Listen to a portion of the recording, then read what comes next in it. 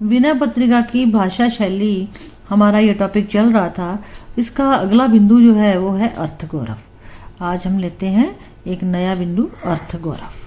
पत्रिका की भाषा की एक अन्यतम विशेषता अर्थ गौरव का सम्यक निर्वाह है। कवि का मूल उद्देश्य ऐसी भाषा का प्रयोग करना है जो कि भाव सौंदर्य और अर्थ गौरव का पूर्ण निर्वाह कर सके।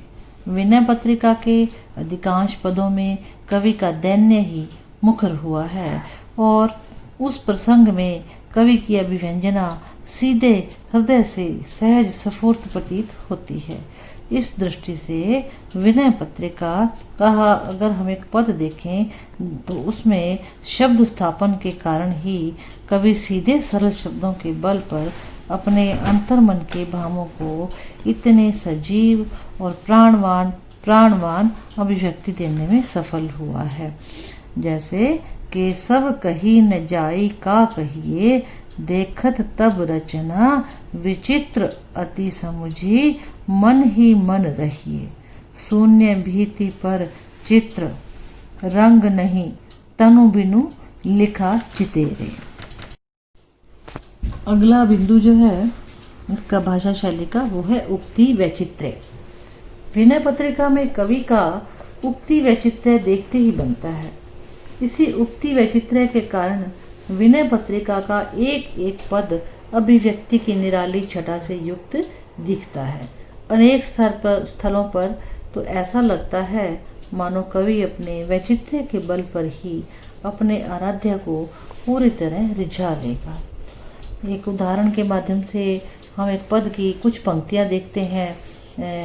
जैसे तो हो बार बार प्रभु ही पुकारी के, खिजावतो न जो पे मोको हो तो कहूँ ठाकुर ठहरो।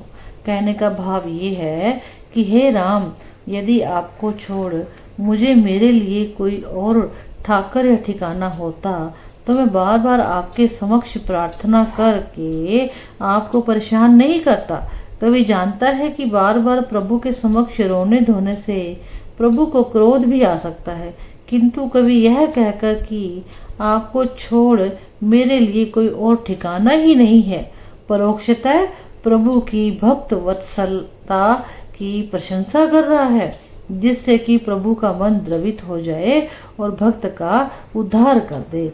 यही नहीं, उन्हें तो इस बात की भी बराबर चिंता बनी रहती है कि यदि उनके प्रभु राम ने उनका उद्धार नहीं किया तो संसार प्रभु की भक्त वत्सला के प्रति सशंकित दृष्टि रखने लगेंगे।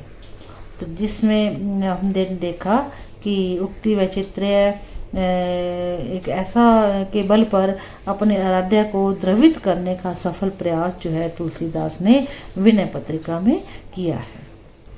अगला जो बिंदु है हमारा वो है कहावतों तथा मुहावरों का प्रयोग। अगर हम तुलसीदास की भाषा देखते हैं विनय पत्रिका के अंतर्गत तो इसमें भाषा पर तुलसी का पूर्ण अधिकार रहा है। उनका जो मूल उद्देश्य है अपने अंतर्मन के भावों को मार्मिक और प्रभाविक अभिव्यक्ति प्रदान करना है। इस प्रयोजन के लिए कवि ने समय समय पर या जगह जगह पे कहावतों और मुहावरों का अत्यधिक सार्थक प्रयोग किया है। हम कुछ देखते हैं, उदाहरण देखते हैं। जैसे सावन के अंदही सूझत रंग हरो, चाटत रहो स्वान पातर ज्यों। अब एक और देखते हैं, रेख खांची डाइनो होत, गही बाही खाटो खरो जागत बागत। तो इस तरह से उन्होंने जगह जगह पे कहावतों और मुहावरों का प्रयोग किया है। हमारा अगला जो बिंदु है भाषा शैली की विशेषताओं का वो है उदाहरणों और उपमानों की अधिकता। विनय पत्रिका की भाषा की एक अन्य महत्वपूर्ण विशेषता है वो है उसकी प्रवाहमयता।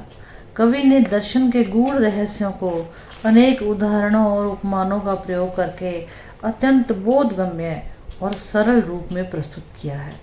तुलसी की सफलता इस बात में है कि पहले तो वो सूत्र रूप में दार्शनिक सिद्धांत को व्यक्त करते हैं और बाद में उसे सुस्पष्ट तथा बोधगम्य बनाने के लिए उपमानों और उदाहरणों का आश्रय लेते हैं।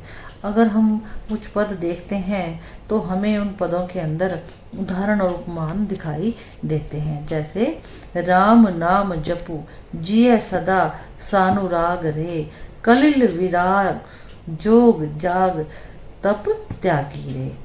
फिर वो एक जगह ऐसे कहते हैं, ऐसी मूर्ता या मन की पर हरि राम भक्ति सुर सरिता आस करत ओस गण की। तो यहाँ पे ये कह रहे हैं कि राम भक्ति रूपी जो गंगा है ये उसको तो व्यक्ति त्याग दे, जो प्यासा व्यक्ति है उसको तो वो त्याग दे और फिर वो ओस की बूंदों को चाटने लग जाए, तो यह उसकी मूर्खता है।